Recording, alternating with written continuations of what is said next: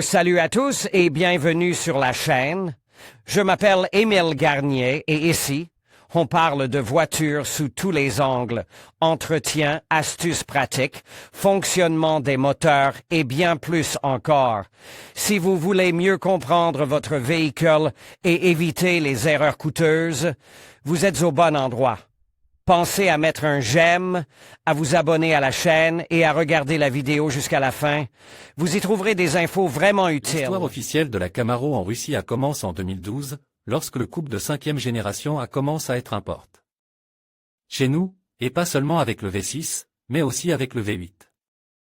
En 2016, lorsque la nouvelle génération du modèle est sortie, nous avons également reçu une mise à jour.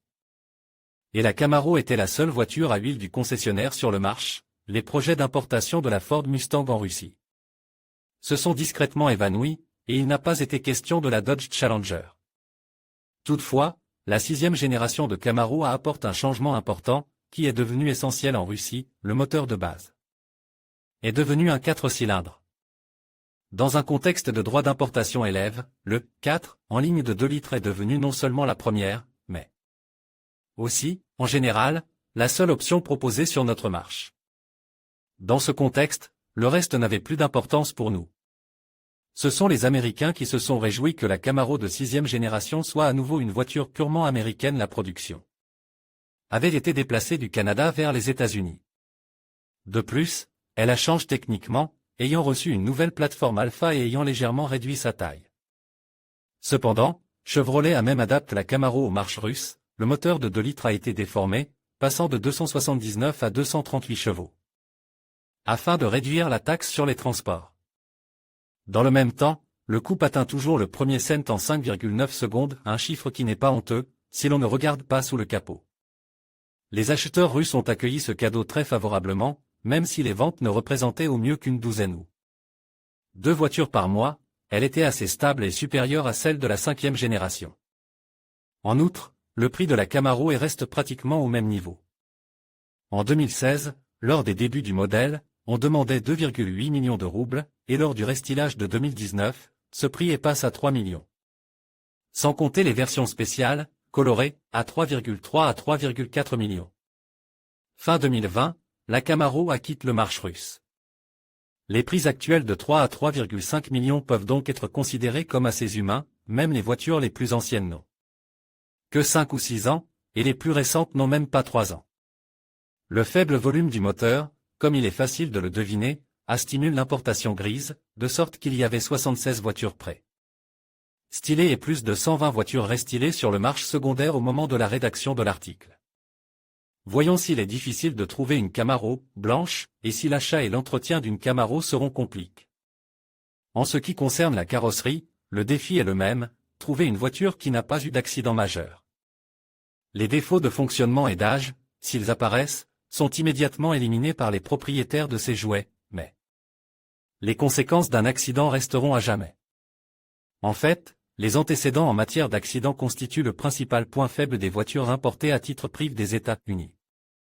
Généralement, par souci d'économie, ils achètent des voitures cassées pour les restaurer et les vendre ici. Bien sûr, il existe des copies importées, pour elles-mêmes, mais elles sont moins nombreuses. Mais il y a une bonne nouvelle, les voitures américaines peuvent, et doivent, être vérifiées par Carfax pour étudier leur historique d'accident. Pour les voitures russes, blanches, un tel moyen de vérification peut être, par exemple, Autoteka, il vous renseignera sur les accidents, le kilométrage et l'historique de l'entretien, les immatriculations, etc. Bien entendu, trouver une voiture peinte en usine est une tâche difficile, le couple à propulsion arrière incitait ses propriétaires à réaliser des exploits, mais leurs compétences en matière de conduite ne leur permettaient pas toujours de les mener à bien. Les conséquences de petits accidents peuvent donc être pardonnées. D'ailleurs, des joints mal placés et des écarts de carrosserie inégaux ne sont pas toujours le signe évident d'un accident. L'assemblage américain et le statut pas du tout premium de la Camaro dans son pays se rappellent parfois à son bon souvenir. Il est tout à fait réaliste de restaurer un couple après un accident mineur, la principale difficulté n'est même pas le prix, mais le manque de pièces en stock et les longs délais de livraison. Le coût de certains éléments de carrosserie peut être considéré comme relativement modéré. Par exemple, l'aile avant coûte entre 50 et 80 000 euros, mais il existe des pièces analogues pour 15 à 25 000 euros. Le pare-choc avant, qui coûte 60 à 90 000 euros, peut également être remplacé par une piste de 70 à 75 000 euros. Oui, et le pare-brise peut être acheté pour 15 à 18 000 euros au lieu de 65 à 75 000 euros.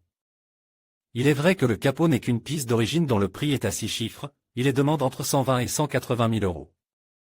En fonction du vendeur et des conditions de livraison. Les phares ne sont pas bon marche non plus. Aux États-Unis, la Camaro de base est équipée de phares halogènes, mais en Russie, seule. Une configuration riche est proposée, qui inclut les phares au xénon de série. Par conséquent, l'achat d'un nouvel ensemble de phares coûtera entre 160 et 180 000 $, alors qu'il est possible de l'acquérir pour moins de 1 000 $ aux États-Unis. Et de compter sur le démontage, même étranger, ici ne vaut guère sérieusement. Les suspensions indépendantes étaient déjà disponibles sur la Camaro avant la 6e génération, la plateforme d'Alfa ne la révolutionnait donc pas. Elle adopte le modèle d'un McPherson à l'avant avec des bras inférieurs séparés et d'un multilevier à l'arrière. Pour nos routes, la suspension s'est avérée un peu rigide et pas assez porteuse d'énergie, mais sur un bon asphalte, il est possible de s'en accommoder. L'entretien et les réparations ne seront pas trop coûteux, mais également acceptables. Par exemple, les leviers inférieurs avant d'origine peuvent être trouvés à différents prix de 10 à 15 à 40 à 50 000 la piste, et il existe également une piste analogue pour 15 à 17 000. Les jambes de force des stabilisateurs, qui peuvent être en plastique, coûtent de 6 à 10 000 euros piste, mais il existe également une gamme de pièces non originales pour 1 à 5 000 euros. Les roulements de moyeu, tant à l'avant qu'à l'arrière, ne peuvent être remplacés que s'ils sont montés avec un moyeu, ce qui coûte entre 15 et 25 000 euros. Les amortisseurs sont proposés à 18 à 25 000 euros l'unité, ce qui est plutôt cher, mais mieux que 80 à 90 000 euros pour le magnétique. Ride contrôle adaptatif, qui ne nous a pas été proposé. Les bras arrière valent également un prix modéré.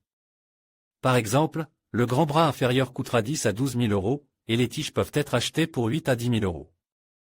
La principale difficulté sera d'essayer d'économiser de l'argent et de remplacer les cylindres blocs individuels au lieu d'acheter des leviers, c'est encore plus difficile que d'habitude. Les freins de la Camaro ne battent pas des records, mais ils sont corrects. À l'avant, ce sont des supports fixes à 4 pistons de Brembo et des disques de 321 mm, et à l'arrière, des disques ventiles de 315 mm et des mécanismes à un piston avec un support flottant. Les freins avant à 6 pistons et les monoblocs, arrière à 4 pistons avec des disques de 340 mm sont proposés en option, de sorte que les possibilités de réglage, même d'usine, ne manquent pas. Le prix des pièces de rechange n'est pas ruineux, même si l'assortiment de pièces non originales n'est pas toujours très large. Par exemple, le disque avant coûte entre 15 et 25 000 euros, et les pièces analogues entre 8 et 10 000 euros. Les disques arrière sont un peu moins chers, les disques d'origine coûtent le même prix de 15 à 25 000 euros, mais des substituts sont disponibles à partir de 4 000 euros. Un jeu de plaquettes correct coûtera 5 à 7 000 roubles de plus. La direction de la Camaro est à la pointe de la technologie, avec une direction assistée électrique montée sur une crémaillère. Il ne faut donc pas compter sur une réparation ou un remplacement bon marche du moteur séparément. La crémaillère complète coûte plus de 200 000 euros, de sorte qu'en cas de dysfonctionnement, il sera nécessaire de réparer l'amplificateur. Mais le remontage de la crémaillère mécanique ne devrait pas être compliqué et relativement peu coûteux. À propos, en 2019, Chevrolet a annoncé une campagne de rappel pour remplacer la crémaillère de direction complète en raison du risque de déconnexion spontanée de la direction assistée, de sorte que lors de l'achat, il vaut la peine de demander si le problème a été éliminé. C'est d'autant plus important qu'il est un peu tard pour demander un remplacement sous garantie maintenant.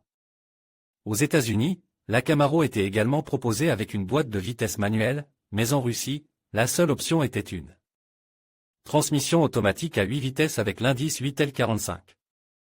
Elle n'est apparue qu'en 2015, si bien que les statistiques sur sa fiabilité sont encore un peu maigres. Mais il est déjà clair que le remplacement de l'huile et du filtre tous les 40 000 km, l'attention portée à son niveau et à sa propreté, ainsi qu'un refroidisseur d'huile externe sont les meilleurs amis de la boîte. Le blocage du convertisseur de couple qui coulisse contamine et réchauffe correctement l'huile, et s'attendre à ce que la Camaro soit conduite calmement et prudemment est aussi naïf que de croire au Père Noël à l'âge de 45 ans. Cependant, un bon entretien peut assurer une ressource de 150 à 200 000 km, même en mode course de rue. Les amateurs des vrais petits blocs de JM n'accepteront pas facilement l'offre suivante, mais le fait ne peut être ignoré. Sous le capot de la Camaro de la 6e génération se trouve un moteur 4 cylindres de 2 litres d'Opel, que nous connaissons bien. Par exemple, sur la Insignia il appartient à la famille Ecotec de la 3e génération, à une construction entièrement en aluminium et est équipée d'une injection directe, de régulateurs de phase à l'entrée et à la sortie et d'une turbine à double spirale. Il y a une chaîne de distribution, mais il vaut mieux ne pas tester ses ressources dès 120 ans, il faut penser à la remplacer. Il convient également de garder à l'esprit les dépenses potentielles, par exemple, un injecteur d'injection directe coûte de 15 à 25 000 € et plus, et une turbine à 2 ailes à partir de 100 000 roubles. Et bien sûr, le moteur aime l'essence à haut indice d'octane et une bonne huile, il ne tardera pas à recuire à la chaleur avec du 95 bon marche. Mais si l'on tient compte du fait que la Camaro est généralement achetée comme voiture de week-end, elle dispose encore d'une ressource résiduelle décente. À propos, les voitures grises importées des États-Unis ont une puissance maximale de 279 chevaux, qu'elles parviennent parfois à sous-estimer dans le point, mais c'est plutôt douteux. Compte tenu des nuances de puissance et des particularités de l'importation, la meilleure option pour l'achat d'une Camaro reste une voiture de concessionnaire. Elle a une puissance garantie de 238 chevaux dans le point, ne concédant presque rien à la dynamique de la version américaine, et elle ne sera pas achetée à la vente aux enchères américaines Copart sous une forme battue. Bien sûr, la probabilité d'un accident demeure, mais en Russie, ces voitures sont traitées avec plus de respect qu'aux États-Unis. Ainsi, pour 3 à 3,5 millions d'euros, vous pouvez trouver une voiture blanche, prestylée avec un historique transparent, un ou deux propriétaires et un kilométrage allant jusqu'à 50 000 km environ comme ceci et si vous voulez gagner un peu plus d'argent. Vous pouvez vous lancer dans le restylage d'une voiture avec un kilométrage minimum, par exemple, celle-ci. Les changements seront essentiellement d'ordre esthétique, mais après tout, les gens achètent ce type de voiture avant tout pour l'apparence. Et peu de gens sauront qu'il y a un moteur Opel sous le capot. En conclusion, l'achat d'une Chevrolet Camaro 6 à 3 millions d'euros chez un concessionnaire officiel peut sembler une décision audacieuse. Cependant, il est essentiel de peser les avantages et les inconvénients. Si vous recherchez une voiture presque neuve avec des garanties et un service après-vente de qualité, cela peut en valoir la peine. Néanmoins, il est crucial de considérer vos besoins, votre budget et les alternatives disponibles sur le marché. Prenez le temps de réfléchir avant de faire un investissement aussi conséquent.